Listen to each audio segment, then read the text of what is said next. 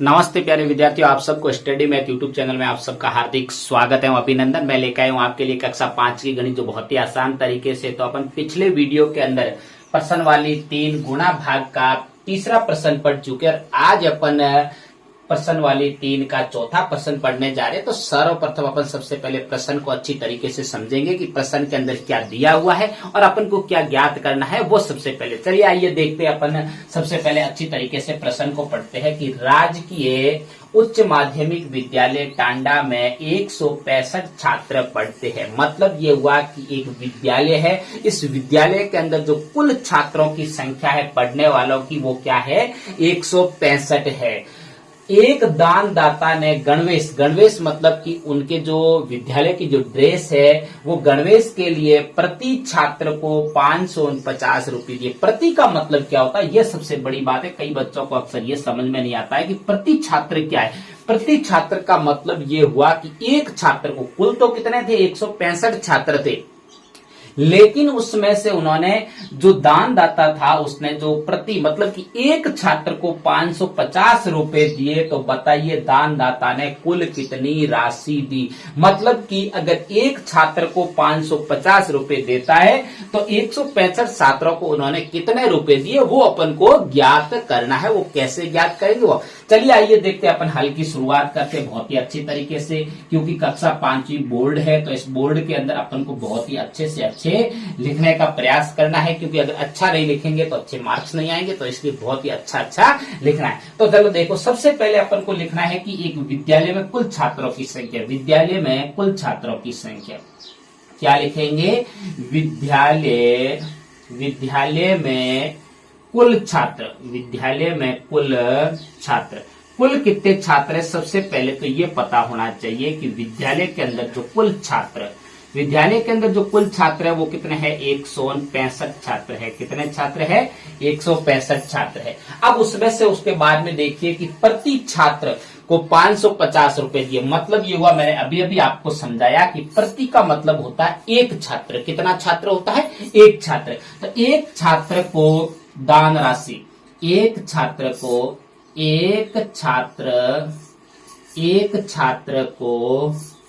दान राशि, एक छात्र को दान राशि, कितनी राशि दान की गई, 550 रुपए। कितने किए गए, 550 रुपए। तो अब आप पीछे मात्रक आपको लगाना है।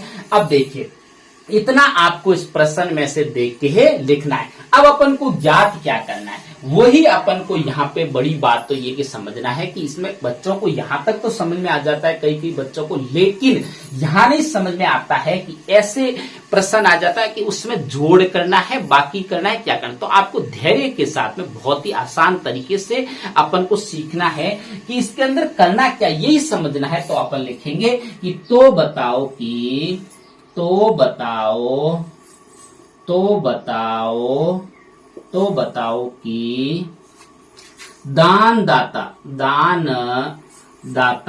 बताओ कि दानदाता ने कुल कितनी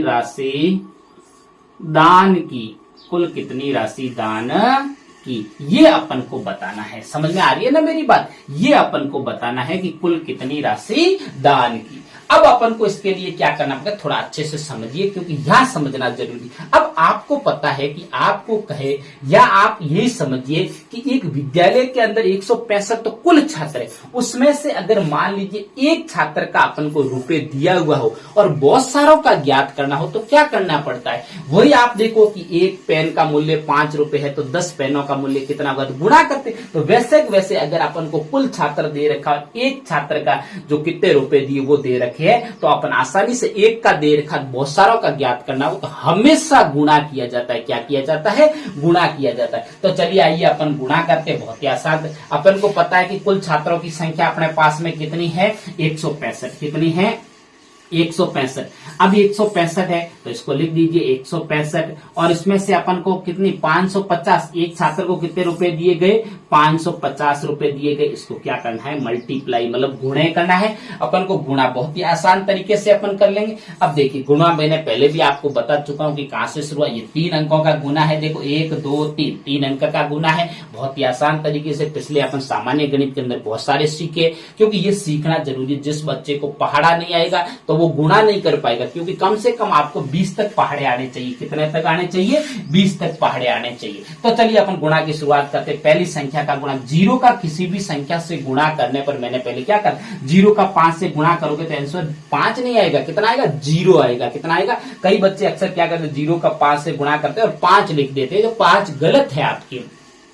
आप 0 का किसी भी संख्या से गुणा करोगे तो आंसर क्या आएगा 0। तो 0 का 5 से गुणा करोगे या 5 का 0 से गुणा करोगे तो क्या आएगा 0, और 0 का 6 से गुणा करोगे तो 0, 0 का 1 से गुणा करोगे तो क्या आएगा 0। उसके बाद में अगर एक संख्या का गुणा पूरा होने के बाद दूसरी संख्या का गुणा करने के लिए इकाई के अंक के नीचे क्रॉस का चिन्ह लगाना है। क्या लगाना है, क्रॉस का चिन्ह। अब देखिए उसके बाद में 5 का 5 से गुणा करेंगे तो 5 पंजे 25, और हासिल कितनी लगी 2, और 6 पंजे 30, 5 का 6 से गुणा करेंगे या 6 का 5 से करो, एक ही बात है। तो 6 पंजे 30, 30 और 2 कितने होते हैं 32, कितने होते हैं 32, और हासिल कितनी लगी 3। 5 एकम 5, 5 और 3 कितने होते हैं 8। भले ही यहाँ ऊपर अंक नहीं हो, आपको बिल्कुल क्रम से लिखना है। कई बच्चे क्या करते हैं अक्सर इसके बीच में घुसा देते हैं, और फिर बाद में जो योग करते हैं इनका योग करते समय गलत हो जाता है। गुणा तो सही कर दिया लेकिन योग करते समय गलत हो जाता है। अब देखो आपको हर बातों का विशेष एक एक छोटी छोटी बातों का ध्यान रखना पड़ेगा, तब जाके आप आगे बढ़ोगे। और दूसरी बात प्रयास तो है, जो बच्चा प्रयास करता है वही आगे बढ़ता है। अब देखो तीसरी संख्या का गुणा करने के लिए आपको 2 क्रॉस का चिन्ह लगाना पड़ेगा। अब देखिए उसके बाद में देखिए 5 का 5 से गुणा करोगे तो 25, और हासिल कितनी लगेगी 2। ये हासिल अगली मिटा देते हैं, कितनी लगेगी 2, और फिर 5 का 6 से गुणा करेंगे तो कितना है 6 30, 30 और 2 कितने होते हैं 32। इसके 8 के नीचे 2 लिखेंगे और अगले अंक के ऊपर एक हासिल। हासिल हमेशा जिस अंकों का गुणा किया गया उनसे अगले वाले अंक के ऊपर हासिल लगेगी। अब देखो 5 का 1 से गुणा करें 5, और 5 और 3 कितने होते हैं 8, कितने होते हैं 8। अब अपने गुणा 3 संख्याओं का पूरा हो गया, तो अपन को क्या करना है योग करना है इनका।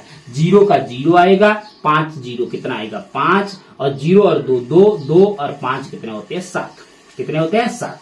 8 और 2 10, 10 का 0 हासिल लगी 1, 8 और 1 हासिल कितनी होती है 9। कई बच्चे क्या करते हैं हासिल को नहीं जोड़ते, तो अपन को हर बातों का ध्यान रखना है, हासिल भी साथ में जोड़ना है। तो अब ये अपन का गुणा हो गया है 3 संख्याओं का, इकाई, दाई, सैकड़ा, हजार और 10,000, मतलब 90,750 रुपए टोटल दिए गए। कितने दिए गए 90,750 रुपए। मतलब कि जो कुल छात्र 165 छात्र थे उनको कितने दिए गए 90,750 रुपए। अतः की लाइन लिखनी, अतः की लाइन लिखना जरूरी। अतः दानदाता ने 165 छात्रों को 90,750 रुपए दान किए। कितने किए दान किए। तो ये है चौथा प्रश्न। मैंने बहुत ही आसान तरीके से आपको समझाया। आपको भी इसको 2-3 बार आप देख के प्रयास करो, फिर आपको बिना देख के प्रयास करना, तब जाके सीखोगे। और 5वीं बोर्ड में ऐसे अक्सर प्रश्न आते रहते। तो तब तक मेरे स्टडी मैथ यूट्यूब चैनल पर आप बने रहे। नमस्ते।